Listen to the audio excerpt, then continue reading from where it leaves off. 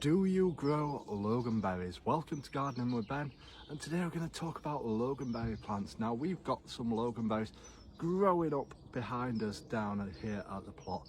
Now Loganberries are a fantastic fruit to grow. If you've never heard of them or tasted them, here are some facts about Loganberries. Because they're so easy to grow.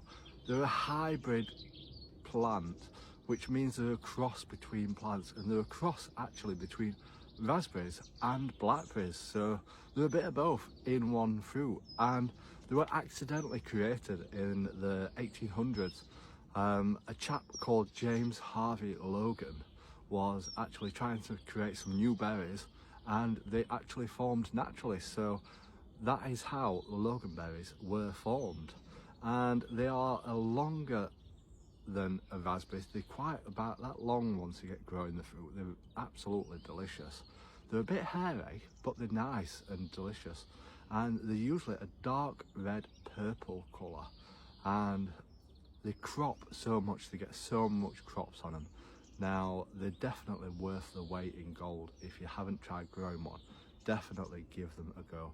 Now mine is a thornless variety, which is absolutely perfect, so you don't get spiked to death when you are harvesting them, because I don't want spiky plants down here. I've even got a thornless blackberry because I don't want the thorns on my allotment, because you only end up spending all the time pulling all the thorns out.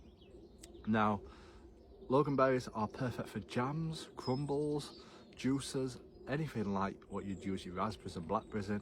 Absolutely perfect, and they're large crops as well, and also they're easy to take cuttings from them. Now let me show you the plant, and let me show you about the Loganberry plant. Now the plant grows like a blackberry. It's got the long whips on it, which you can train up arches or along fences, and as you can see, mine's starting to come out in bud now that it's in March time, so it'll get growing again, and it grows new whips every year, and they will be the ones that fruit on it. Obviously the old ones are the ones which you cut back for the crop. So as you can see, we've got absolutely loads growing on this one.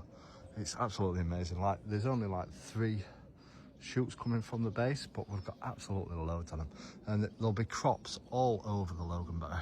Now the best way to take cuttings is finding the end of the whip, and basically you put that in soil while it's still attached to the mother plant, and it will start getting roots on the end of it.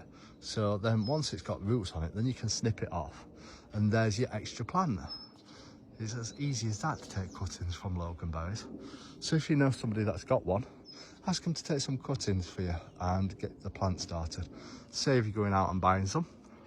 But yeah, Loganberries are absolutely fantastic, and come summertime we will show you the crops, what we get from it. And if you saw my videos last year, you'll see that we did get some great crops from it, and it had only been in a couple of years.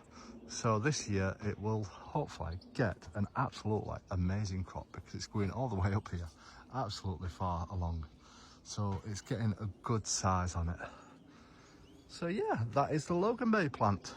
So let me know in the comments if you've got a Loganberry plant at your allotment or in the garden, and if it's encouraged you to go out and get one.